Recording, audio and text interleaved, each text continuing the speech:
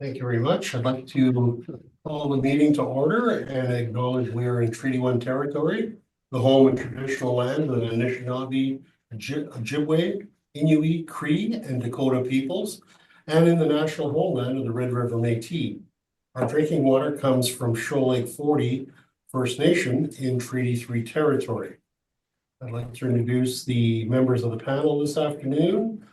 Joining me via Zoom is Clay Perez, and joining me to my left is Doug Marks, and myself. I'll be chairing this afternoon. My name is Mike Truglio.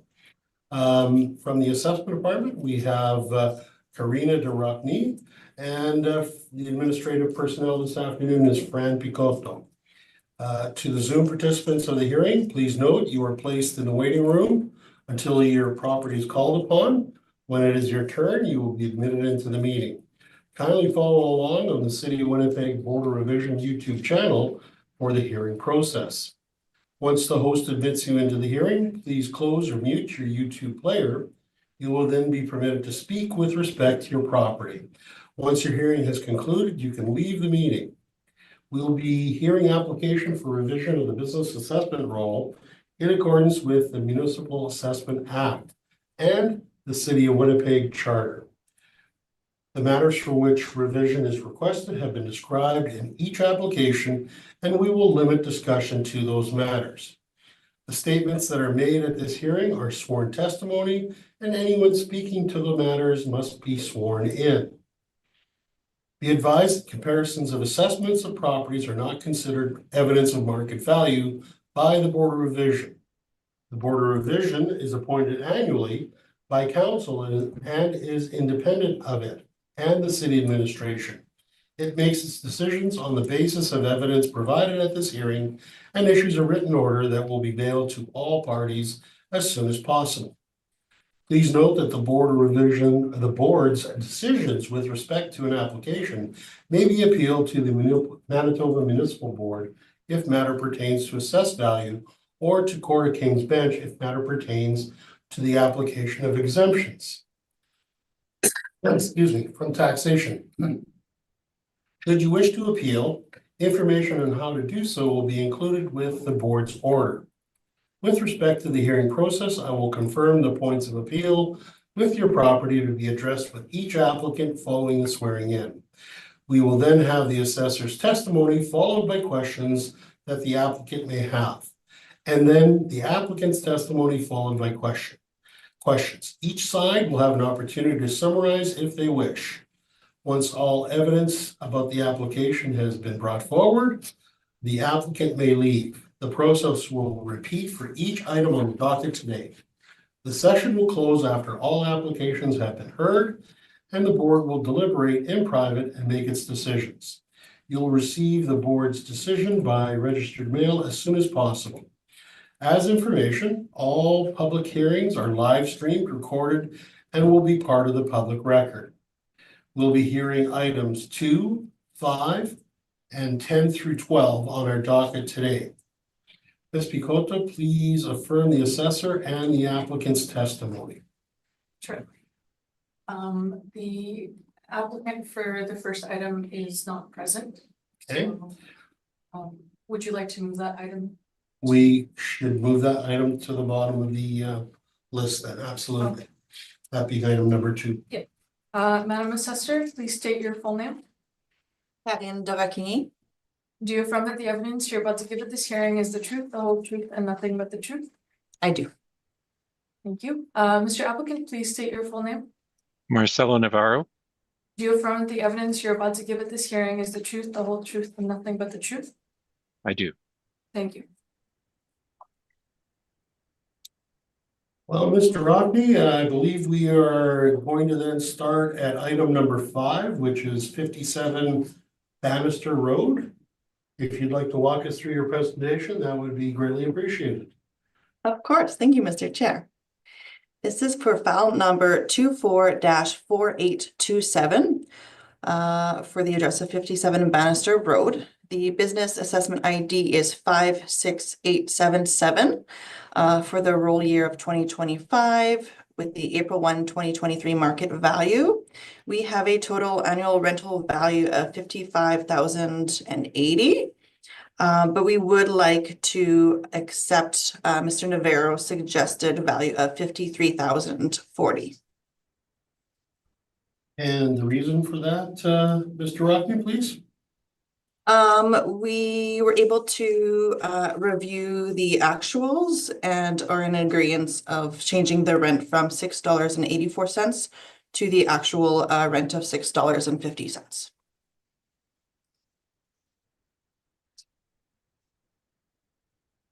Did the 684 represent a number prior to the change of the realty value? Is that what's taking place here?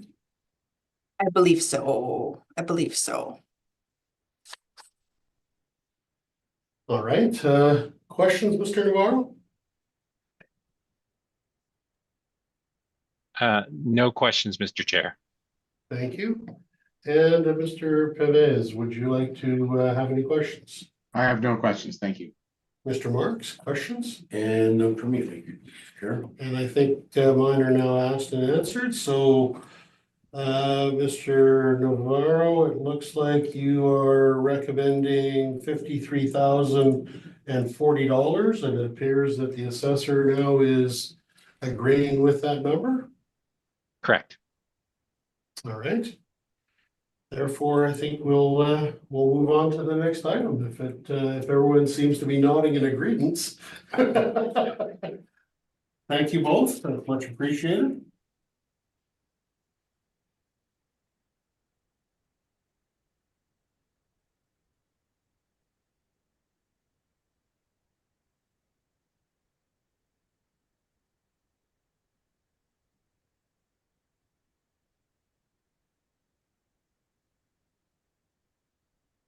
So on to 1530 Gamble Place. Mr. Rothney, would you please walk us through that presentation, please? Sorry, just one second. It Did I appears miss we have received the withdrawals from withdrawal agreements from the applicant for this property and the next one. Oh. Just Okay. Mr. Navarro, you've been busy behind the scenes. I did warn you. I heard you and you weren't kidding when you said it was. No. Yeah. I actually have the email coming through at exactly like 1:02 p.m. or something like that. Okay, Like so as you were speaking about the the preamble that you give for every hearing. Yes. So it came through that time. it appears then, Mr. Navarro, that we have withdrawn 1530 Gamble Place, and I guess they're both 1530 Gamble Place, correct? Yes, we have agreements in place to reduce the ARVs on both. Okay, so the current, just because I'm going through it right now. So the first one, item number 10, that's 1530 Gamble Place, and that is business ID 28319, correct, Mr. Rockney? That is correct. Okay, and so Mr. Navarro, you're agreeing with the 83,700, correct? No. No, we have agreements to reduce them. Oh, I see. My We apologies. already got the agreement, so we don't Okay. need to. Then done and done. My apologies. So withdrawn.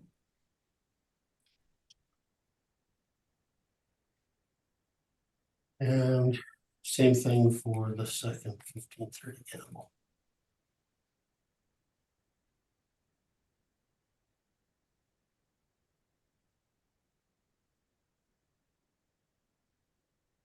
All right. Good and good.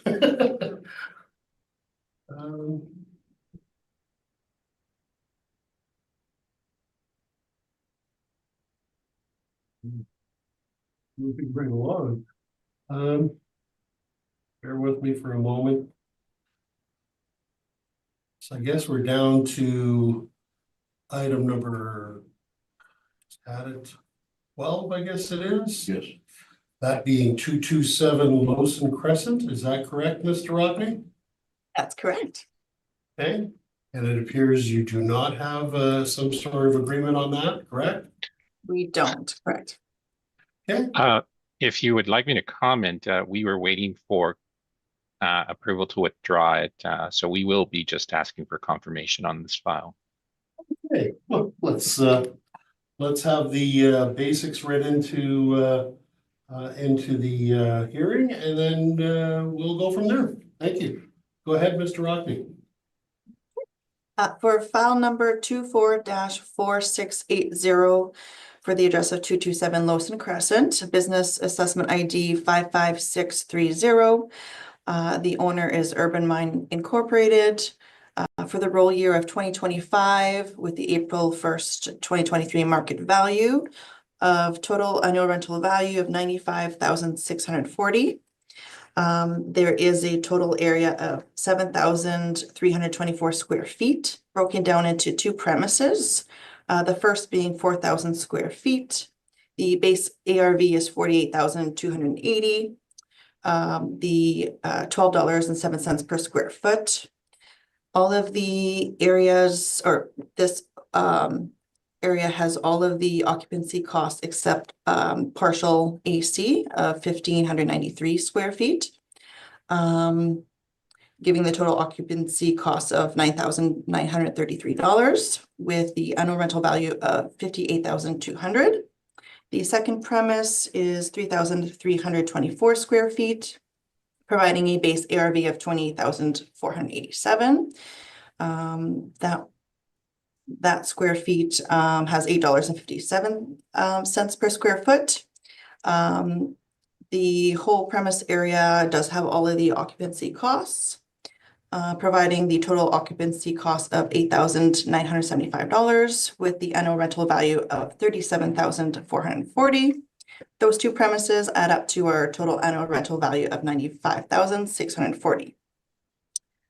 We do have a lease in place with the net rent type reported of $17.67.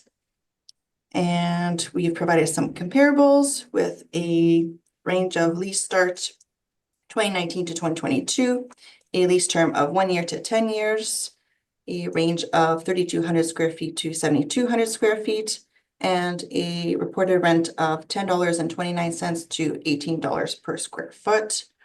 We did provide on the other side of the document a map that it is located in the Tuxedo Industrials area and a aerial view as well as a picture of the exterior.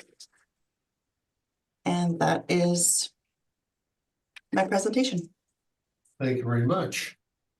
We'll go through questions first, and then we'll go from there. So, Mr. Navarro, any questions at this point? No questions, Mr. Chair. Thank you. And Mr. Works, any questions? No, for me, thank you. Mr. Pervez, any questions? No questions, thank you. All right, and I have none further. So, Mr. Navarro, you want this to be confirmed? Correct. Thank you. All right.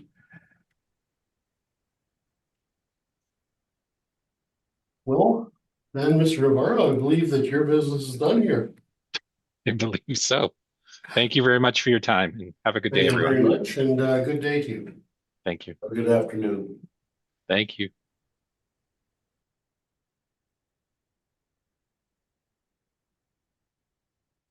All right. And have we heard anything from 329 Cumberland? No, we have not. Mr. Rothney, have we heard anything from them at all? Have you heard anything? I have not, and I reached out with an email, I believe on Monday, and I didn't receive a response. All right, so what I think we're going to have to do is do a quick in-camera thing. So if you would be so kind to be patient with us, we will go offline for a bit and we'll come right back. Thank you. Sounds good. Thank you very much. Thank you for your patience and what the board is prepared to do. The appellant has not provided much information, but at this point, Mr. Rockney, what we'd like you to do is just read in the salient points of the property, and then we will take it from there, as it were. Please and thank you. Of course, will do. We have file number 24-4473 for the address of Unit 8329 Cumberland Avenue. Business assessment ID is 19029. Business name is American Hi-Fi. Owner is Dennis Penner. For the roll year 2025, with the April 1, 2023 market value. We have a total annual rental value of $45,660 with a total area of 4,020 square feet. It contains 3 premises that add up to this total area, with all of the premises having all of the occupancy costs, except for the first unit 8 has no AC. We do have lease information provided to us with a gross rent type, however, no reported rent. And with that being said, we are to believe that it actually may be owner occupied.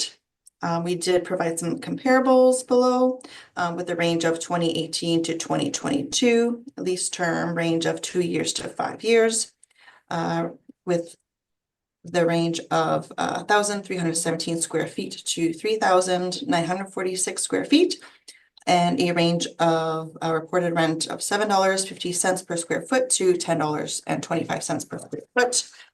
On the other side, we provided a exterior photo, an aerial view, and a map providing the location that it is located in the Exchange District. And, Mhm. I think that should be sufficient for our records.